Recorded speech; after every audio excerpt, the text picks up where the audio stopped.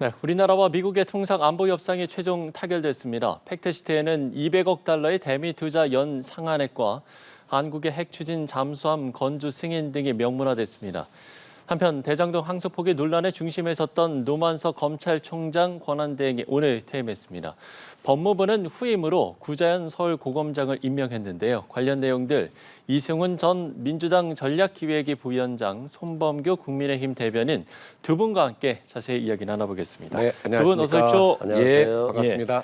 자, 이재명 대통령이 한미 관세와 안보 협상 결과를 담은 조인트 팩트시트를 직접 설명을 했습니다. 여기에서 빨리 하지 못하는 게 무능한 것이라는 내부의 압박이 힘들었고 유일한 무기는 버티기였다. 이렇게 이야기를 했거든요. 어떻게 좀 들으셨어요? 아니 그러니까요. 미국의 양보를 더 받아내기 위해서 계속 시간을 끌면서 협상을 진행하고 있는데 오히려 내부적으로 또는 국민의힘에서 자꾸 빨리 해라. 왜 빨리 못 하느냐. 이거 뭐 협상 실패한 거 아니냐라고 하는 부정적 얘기를 너무 많이 하다 보니까 상당히 이재명 정부 입장에서 보면 부담이 됐을 겁니다. 네. 그리고 이게 뭐 트럼프 대통령이 계속적으로 강력하게 요구하는 것들을 버티면서 우리가 좀 덜 주고 더 받아내는 역할을 해야 되기 때문에 또 지루한 협상이 될 수도 있었고 예. 특히 트럼프 대통령 입장에서 보면 미국에서도 연방 대법원에서 비상경제관한법에 근거해서 이 관세를 부과하는 것이 위법이다라고 하는 얘기들이 계속 나오고 있어요. 항소까지는 미 정부가 졌죠.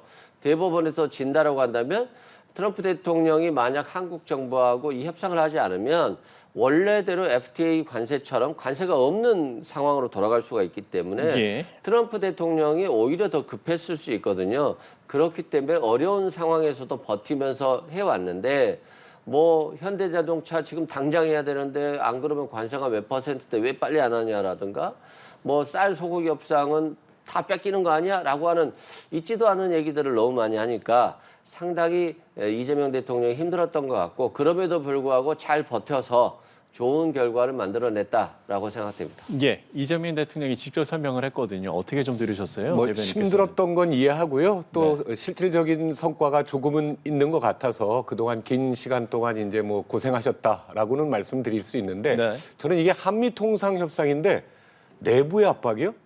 미국에서 압박을 한 거 아닌가요?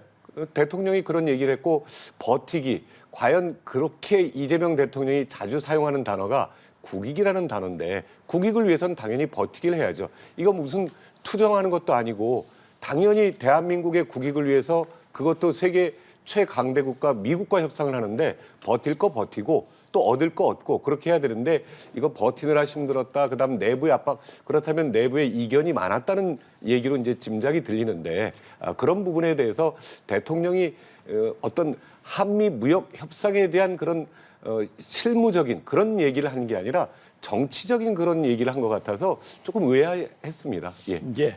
자, 그런가 하면 팩트시트가 마판까지 진통을 겪은 건 바로 이 핵추진 잠수 건조 관련 때문이었는데 여기 팩트시트 문서에 건조 장소와 조건 등이 이제 구체적으로 담기지가 않아서요. 이 부분은 이제 추가 협의가 좀 필요해 보일 것으로 보이는데 어떻게 보세요? 이건 굉장히 전략적 선택이었던 것 같아요. 예. 이재명 대통령이 오히려 공개적인 어떤 회담 장소에서 이 핵 추진 잠수함 얘기를 했고 그래서 예, 그렇죠. 아니 중국 등 여러 국가들이 있는데 이걸 왜 했을까라고 했을 때 그만큼 이재명 정부에서 꼭 이 핵 추진 잠수함을 받아들이겠다라고 하는 협상 전략으로 확실하게 하겠다라고 하는 강한 메시지를 줬다라고 보고요. 예. 그 당시에도 핵 연료만 받으면 된다라고 했거든요. 그러면 한국에서 핵 추진 잠수함을 만들고 핵 추진 원자로 이런 처리 과정까지도 하면서 이런 핵 연료만 받겠다라고 했던 거잖아요. 그런데 갑자기 이제 트럼프 대통령께서 필리 조선소 얘기를 했어요. 그래서 그러면 미국에서 필리 조선소에서 만들면 아직 전혀 준비가 안 됐기 때문에 상당히 어렵겠다.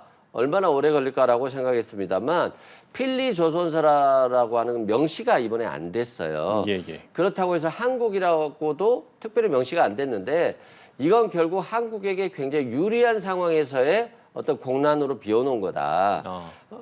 트럼프 대통령이 필리 조선소에서 하겠다라고 하면서 미국에 자랑을 했는데 바로 그냥 한국이라고 바꾸면 트럼프 대통령 입장에서 보면 면이 안 서는 거거든요.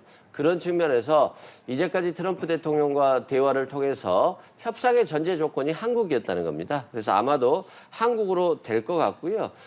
저농축 우라늄이냐 아니면 고농축 우라늄으로 해서 핵 연료를 받느냐 이런 건 조금 이제 좀 시간이 걸릴 것 같아요. 예, 예. 고농축 연료를 받는다라고 한다면 이거 잠수함이 폐기될 때까지도 그 핵 연료를 그대로 쓸 수 있을 정도로 엄청난 어떤 에너지원이라고 합니다. 그래서 이런 부분이 조금 협상에 있어서 아직은 남아 있습니다만 핵 추진 잠수함은 정말 오래전부터 추진했던 건데 드디어 이재명 정부에서 아주 구체화했고 이게 곧 현실화되겠다라는 생각이 듭니다. 예. 건조 장소를 명시하지 않은 게 오히려 이제 우리에게 유리한 부분이 될 수 있다 이렇게 이야기를 해주셨는데 어쨌든 대통령실은 우리나라에서 건조하는 걸 전제로 협의를 진행했다라고 밝혔잖아요. 네. 이 부분은 어떻게 보세요? 사실 우리가 흔히 말할 때 붕어빵에 왜 붕어가 없냐 뭐 이런 얘기 하시지 않습니까? 예. 이 지금 오늘 발표된 내용에 건조하겠다라고만 있지 그것을 어디서 언제 어느 나라에서 아니면 대한민국에서 한다면 대한민국 어디서 이런 핵심 내용들은 하나도 빠져 있고 앞으로 추가적으로 협의할 문제다. 뭐 이렇게 돼 있고 뭐 이건 여러 가지 지금 뭐 핵 연료에 대해서도 많이 얘기하셨습니다만 이건 한미만의 문제가 아니거든요. IAEA라든지 이제 여러 국제적인 기구와도 협약을 해야 되고 또 주변 국가들 대한민국에서 만들 때 이제 뭐 중국이라든지 일본의 그런 어떤 여건도 봐야 되고 추가 논의할 문제가 많은데 물론 이게 30여 년 동안 우리 대한민국에서 정말 국가 안보를 위해서 꼭 한번 이 문제를 실현해야 되겠다. 이거 추진해 왔던 거고 그게 과거 정권들에서도 핵심적으로 많이 논의가 됐던 부분이지 드디어 이재명 정부는 아니다라고 생각을 하는데 이게 이제 사실 뭐 앞으로 이재명 정부 안에서 앞으로 도저히 건조를 못하는 거거든요. 그렇다면 이제 다음 정부, 그 다음 정부 넘어가서 예, 기간이 워낙 좀 워낙 걸리니까요. 10여 년 이상 되는 건데 그거를 이번 관세 협상에서 이제 하는데 얼마든지 변할 수 있는 내용입니다. 왜? 계약에 들어가야 될 기본 전제 조건들이 하나도 있지가 않습니다. 언제 어디서 누가 어떻게 무엇을 하는 부분이 빠져 있고 단순히 왜? 대한민국의 안보를 위해서 우리가 대한민국에서 열심히 추진했고 그것을 우리나라에서 가급적이면 하는 것을 전제 조건으로 한다라고 돼 있기 때문에 방금 말씀하셨듯이 트럼프 대통령의 그런 어떤 의사 또 그 다음 미국 대통령의 의사에 따라서 변할 수 있기 때문에 이걸 과대 포장하는 것은 좀 맞지 않다라고 생각합니다. 예. 예. 자, 관세 협상 관련 팩트시트에 대해서도 두 분의 평가를 들어보고 싶은데 3,500억 달러의 대미 투자 패키지와 관련해서는 연 상한액이죠. 200억 달러로 명시가 됐고 자동차 관세는 15%, 또 반도체도 최애국 대우를 확보를 했습니다. 이 한미 관세 협상 관련 팩트시트는 어떻게 평가하십니까? 일단 엄청 잘된 협상이죠. 일본 같은 경우는 5,500억 달러를 투자하는데 네. 미국이 그냥 주도적으로 투자처를 결정해요. 그렇다고 한다면 미국에서 정말 투자를 하고 싶은데 너무나도 고위험이어서 투자를 했을 때 모든 투자금을 손실날 수도 있는 거잖아요. 그런데 한국은 상업적 합리성이라고 하는 표현을 썼고요. 예. 결국 투자가 상업적 합리적으로 투자해서 수익을 날 수 있는 어떤 구조의 어떤 것에 투자하겠다는 거잖아요. 그러면 우리가 손실 볼 가능성을 최소화시키는 거죠. 그리고 한국과의 협상도 기본적으로 이루어져야 되는 것이기 때문에 이 부분에서는 잘 됐고요. 두 번째는 지금 1,460원까지도 가고 있지 않습니까? 원달러가. 그만큼 굉장히 폭등하고 있는데 이게 이제 우리나라가 대미 흑자가 사상 최대라고 하지만 또 미국 주식에 투자하는 굉장히 서학개미들이 엄청나게 많아요. 그래서 투자해서 흑자 규모보다 더 많을 정도이기 때문에 오히려 흑자가 났음에도 불구하고 굉장히 지금 원달러 환율이 불안정하잖아요. 그런데 투자를 3,500억 달러 투자하면 어떻게 되겠습니까? 원달러 환율이 폭등할 겁니다. 그래서 이제 생각하게 된 게 연 200억 달러를 상한선으로 둔다. 거기까지만 투자를 하고 또한 연 200억 달러를 상한선으로 두더라도 외환 시장이 너무 위험성에 처하면 그 투자 시기나 규모를 변경할 수 있다기 때문에 어떤 문제가 생기면 변경해서 트럼프 행정부 내에 투자가 안 되는 경우잖아요. 그렇다고 한다면 또 트럼프 행정부 이후 다시 또 다른 민주당 정부라든가 정부가 바뀌면 또 다른 또 협상이 이루어질 수 있다는 측면이 있고요. 네. 자동차 관세도 일본과 똑같은 15%죠. 그리고 반도체도 대만과 비교했을 때 최혜국 대우를 해주기로 했기 때문에 실제 대만의 TSMC를 제외하고는 우리 SK라든가 삼성전자를 와 관계에 있어서 견줄 만한 업체가 없거든요. 예. 그런 그게 측면에서 사실 대만과 비교를 하는 거니까. 그렇죠. 네네. 완전성이 확보됐다라고 보면 될 것 같습니다. 예.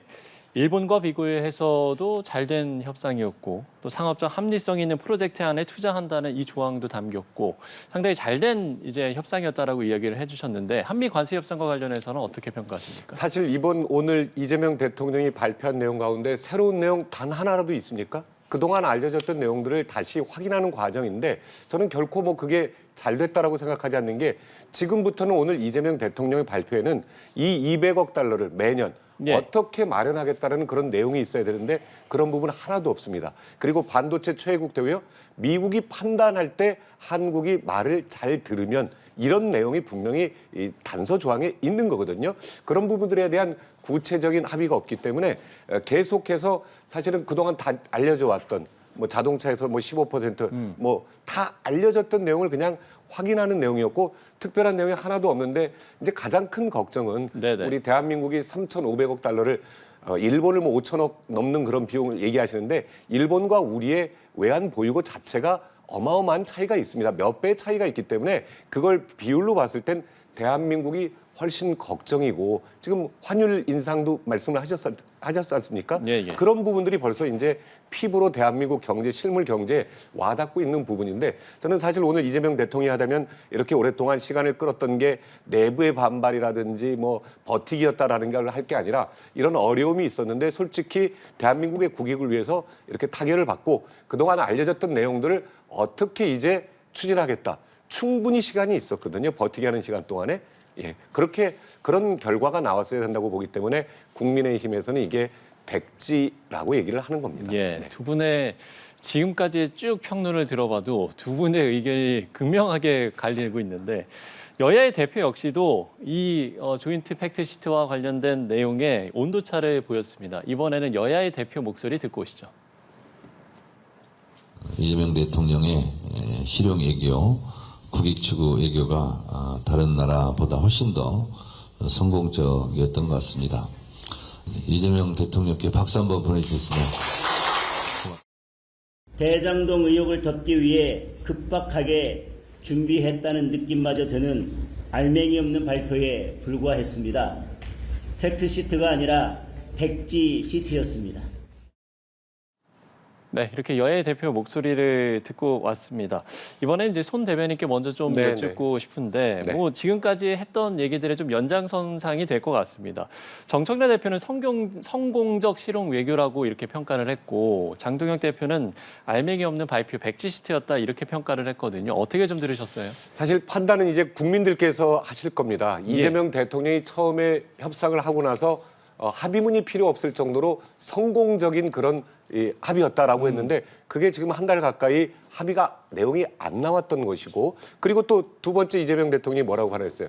만약에 협약서에 서명을 했다면 탄핵당할 수 있다. 거기서 바뀐 내용이 있으면 모르겠는데 바뀐 내용이 없는데 갑자기 탄핵을 당할 만큼 그런 결과물을 발표한 건데 그런 결과를 국민들께서 어떻게 받아들이실지는 이제 시간이 지나면 분명히 다 해결이 될 테고요. 사실 뭐 입장차가 극명하다라고 말씀드리지만 저희가 바라는 건 이제부터 구체적인 대안들을 그리고 방법들을 제시해서 그것들을 하나하나 해결해 나가는 그런 정말 실용 외교의 내용을 좀 보여줬으면 하는 그런 바람입니다. 예. 뭐 장동혁 국민의힘 대표가 아마 팩트 시트를 안 본 것 같아요. 백지 시트라고 본 거 보셨어요? 보니까 팩트시트? 뭐 종이만 보시지 않았나 싶고요. 이 국민들이 굉장히 훌륭하십니다. 다 알아요. 이재명 대통령이 에이펙 정상회담을 거쳐서 트럼프 대통령과 만나서 이런 협상을 타결하고 나서 대부분의 국민들이 박수를 쳐줬고 그게 이제 여론조사 결과로 나타나고 있거든요. 한번 윤석열 정부 때를 생각해 보시면 굉장히 불안했었거든요. 근데 굉장히 좀 편하게 했고 또 전 공무원들이 고위직부터 다른 공무원까지도 정말 열심히 이번은 엄청나게 열심히 뛴 것 같아요. 그 이재명 대통령이 본인도 열심히 했지만 또 엄청나게 공무원들에게 일을 줘서 이런 훌륭한 협상 결과가 나왔다라고 말씀드리고요. 이 한꺼번에 주는 게 아니라 200억 달러를 한 10년에 주는 거잖아요. 트럼프 행정부 임기 한 3년 남았거든요. 그럼 3년 후는 또 바뀔 수 있는 거예요. 그리고 또 미국 연방 대법원이 관세에 대해서 부정적일 경우에는 그럼 관세 협상이 안 된 그러니까 일본이나 한국이라든가 이런 오방국들을 제외한 브라질이라든가 인도 협상 안 됐잖아요. 그럼 이 사람들은 관세도 거의 없이 거래를 하는데 우방국들은 관세를 가지고 거래를 하지 않겠습니까? 그런 측면에서 만약에 미 연방 대법원이 위법 판결을 내린다라고 한다면 이 관세 협상 자체는 또 다시 변경될 부분이 있다. 그래서 우리가 좀 차분하게 지켜볼 필요가 있고요. 이번에 또 전시작전 통제권처럼 우리가 너무나도 오랫동안 전쟁이 났을 때 작전 통제권조차도 없는 그런 나라였었는데 굉장히 그 어떤 시간을 정해서 그 시간 내에 전시작전 통제권을 다시 가져오는 그리고 미국의 전략적 유연성을 가져가는 그런 것까지도 이번에 논의가 되고 있기 때문에 한국의 자주국방이 좀 더 강화되는 어떤 계기가 된 것으로 보여집니다. 예, 알겠습니다. 예, 저희는 주제를 바꿔보겠습니다. 대장동 사건 항소 포기 이슈로 가볼 텐데요.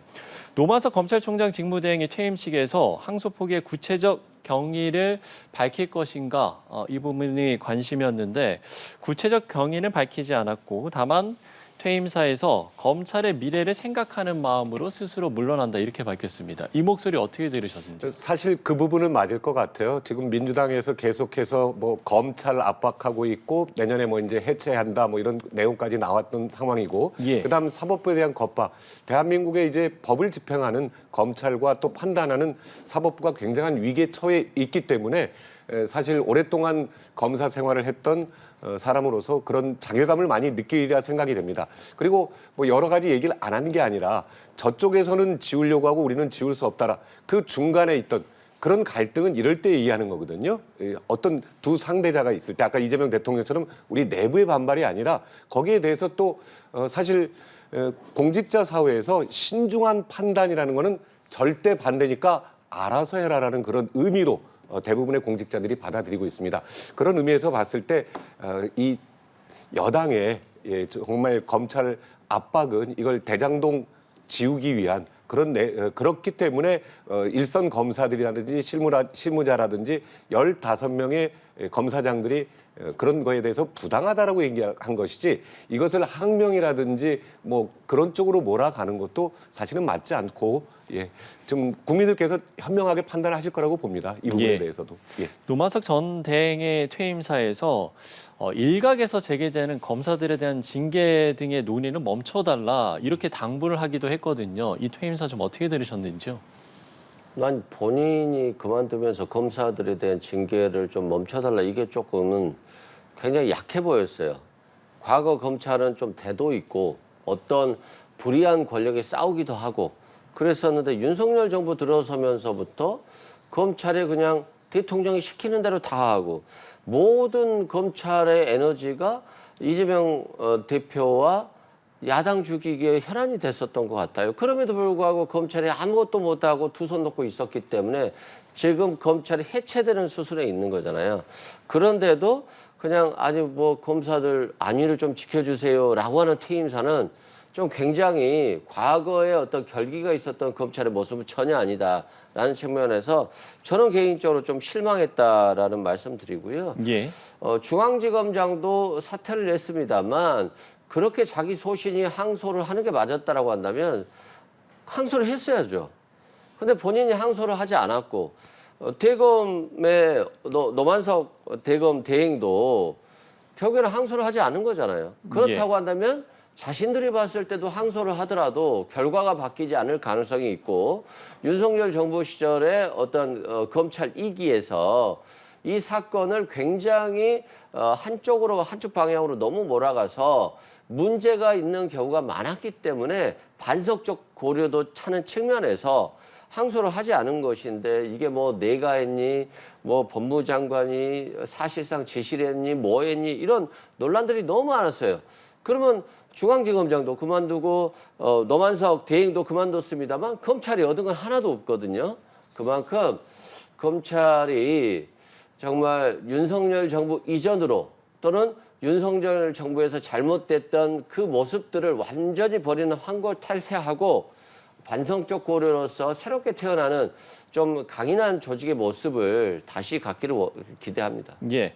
자, 이런 가운데 민주당은 검찰 내부의 반발을 정치 검사의 항명으로 규정하고 검사 징계 강화법을 추진하고 있습니다. 이와 관련해서도 여야의 대표 발언 듣고 오시죠. 법무부에서는 보직해임 인사조치, 징계 회부 등을 신속히 해야 할 것입니다. 저항을 신속히 진압하지 않으면 개혁에 저항하는 세력들이 점점 더 준동할 것이라 생각합니다. 대장동 게이트는 이재명 게이트입니다. 이재명 성남시장이 설계하고 이재명 대통령이 지휘하고 이재명 정권이 외압을 행사해서 대장동 사건을 땅속 깊이 파묻어 버리려고 한 명실상부한 이재명 방탄 게이트인 것입니다. 예, 정청래 대표는 법무부에 신속한 조치를 요구했고 정성호 법무부 장관도 필요한 조치를 준비하겠다 이렇게 밝혔는데 이런 민주당의 움직임 손 대변인께서 어떻게 보세요? 사실 정말 여당 대표가 법무부 장관에게 신속한 조치라 이거 압력 아닙니까?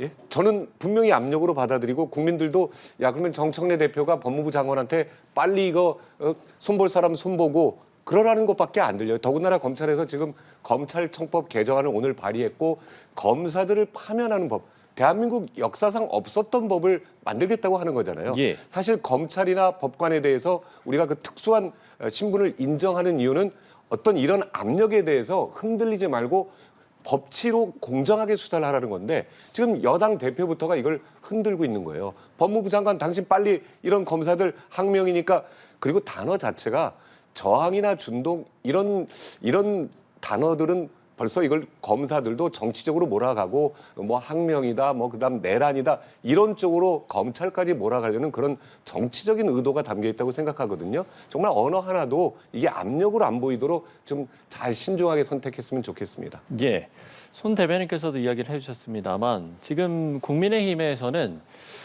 검사 파면법에 대해서 검찰 학살이자 또 이 대통령 방탄 입법이다 이렇게 날을 세우고 있거든요. 이 부분 어떻게 보세요? 그러니까요. 저는 좀 국민의힘이 좀 이상한 게 윤석열 전 대통령을 검사가 수사하지 않았습니까? 박근혜 전 대통령도 그러고 이명박 전 대통령도 그러고 자당이 배출한 대통령들을 다 검사가 구속시켰어요. 근데 검사들을 왜 이렇게 보호하는지 좀 이해가 안 되고요. 대통령도 다 구속되는 것이고 현역 대통령까지도 구속되고 국회의원들이 불체포 특권을 지금 사실상 쓰고 있나요? 헌법상 명문의 규정이 있음에도 불구하고 불체포 특권을 쓰지 못하고 있어요. 그건 뭐냐면 국민의 눈치를 보기 때문입니다. 그러면 검사들이 범죄를 저지르지 않고 사실관계를 조작하거나 왜곡해서 사건을 만들어내지 않았다고 한다면 그 검사가 파면될 수 있습니까? 파면 못 돼요.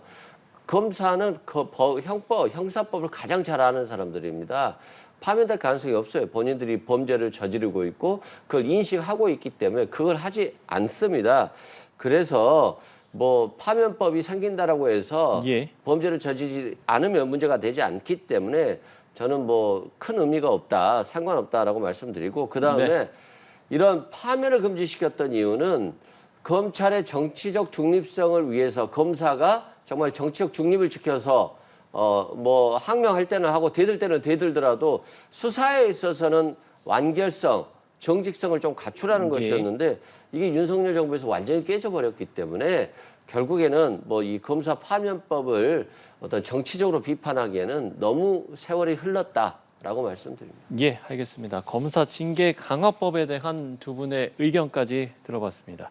이승훈 전 민주당 전략기획위 부위원장, 송범교 국민의힘 대변인 두 분과 함께 이야기 나눠봤습니다. 오늘 말씀 고맙습니다. 네, 수고하셨습니다.